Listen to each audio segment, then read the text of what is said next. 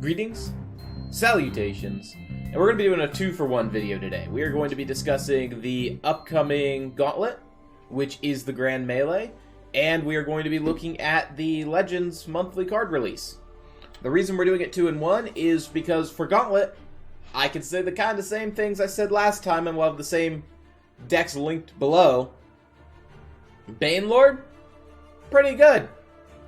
Burst Assassin. Oh yeah. I didn't get a lot of sleep last night. Banelord, really good. Consume Sorcerer, really good. Animal Scout, pretty good.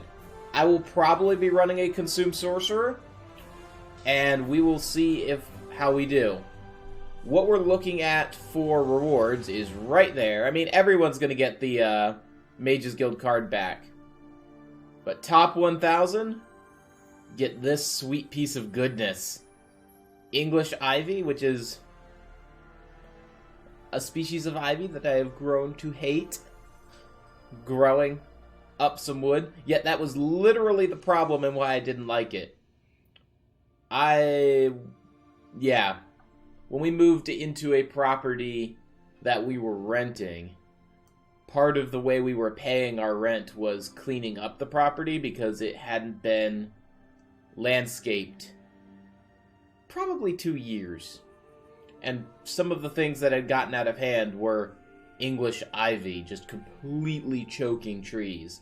It wasn't as bad as the kudzu. Nowhere near as bad as the kudzu, but it was still a problem. But I digress. We've ranted. Notably, you can run up to 3 runs. The first run is free this time around.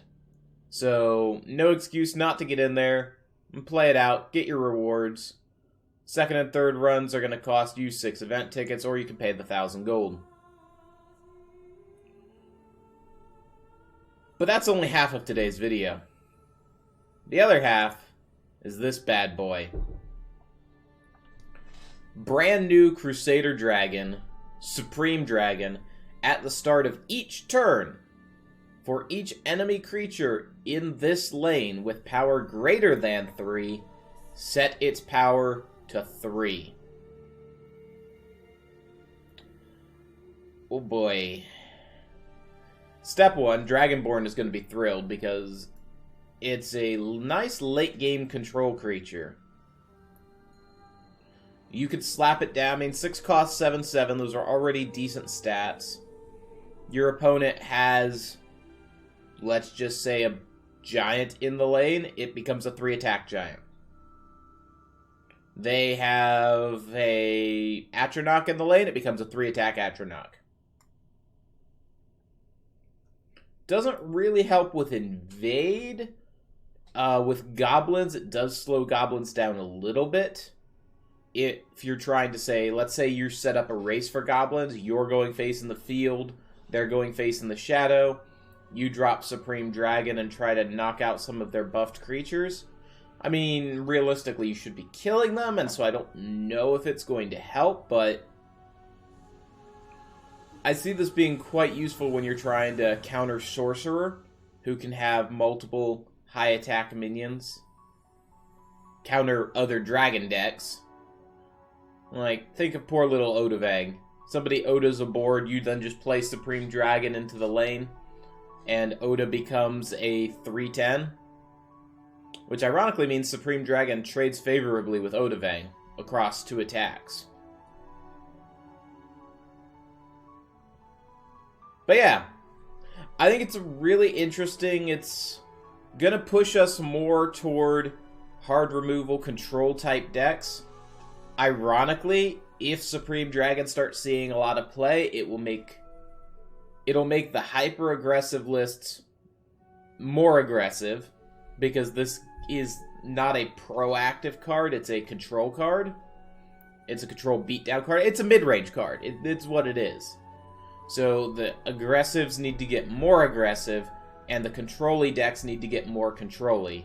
So Banelord sees a buff because Banelord's like, oh, my sheer point's 3-attack now? Oh, yawn. Oh, yawn.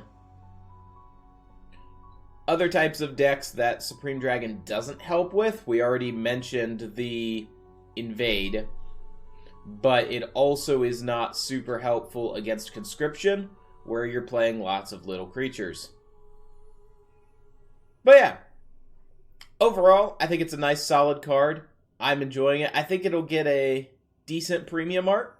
I've got to grind myself up on ladder to be able to get that premium art, but we'll get there. Otherwise, I think it would be remiss of me if I didn't mention that the county near us, and county near Dragonborn as well, has already gone into a stay-at-home order. Charlotte, the city that I am based near, I'm not in Charlotte, I'm out in the middle of nowhere, but near Charlotte, has started to see an explosion of cases. We'll see how bad it gets here, but I think I'm going to be, as of me recording this, it's already day 9. By the time, well, this is releasing same day, so day 9 of my voluntary lockdown as we try to avoid and flatten the curve, and looks like we're going to be going into a real lockdown, and people in our area are now starting to say, no, we're shutting down stuff through May. So, to all of you who are going to or already affected, best of vibes to you. Stay strong, flatten the curve, and hey, look at those cats. They've been quarantined in this house since I moved here.